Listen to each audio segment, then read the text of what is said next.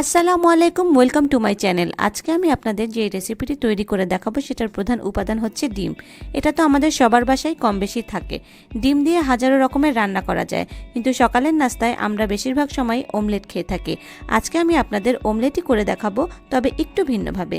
একে বলা হয় সুফলে অমলেট। এই সুফলে অমলেট খুবই জনপ্রিয় একটি ফ্রেঞ্চ ডিশ।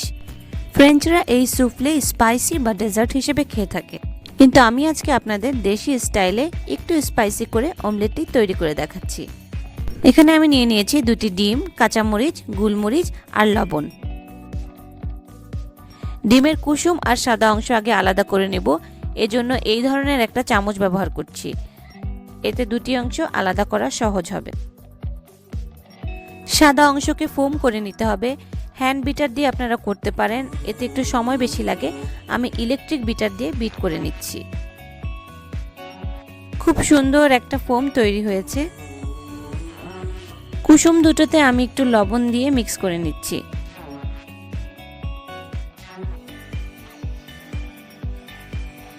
এখন এই ফোম করা অংশে আমি হালকা করে কুসুমের অংশটা মিক্স করে দিব।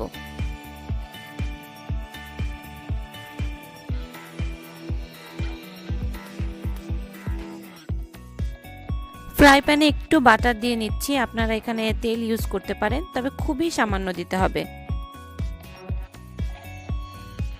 এখন ডিমের ফোম ঢেলে দিয়ে এভাবে আস্তে আস্তে করে ছড়িয়ে দিব।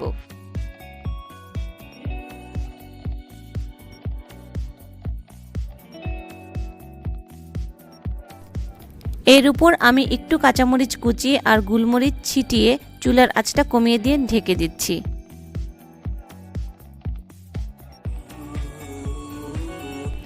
দু 3 মিনিট পর একটু চেক করে নিব। যখন দেখব নিচের অংশটা হালকা ভাজা ভাজা হয়ে গেছে, তখন এমনভাবে ভাঁজ করে উঠিয়ে ফেলব।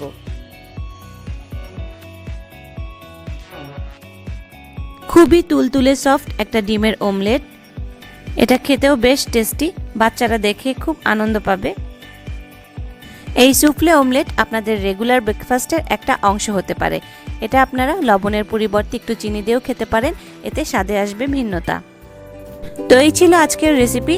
আপনারা ভালো থাকবেন, সবাই বাসায় থাকবেন, সুস্থ থাকবেন। আল্লাহ হাফেজ।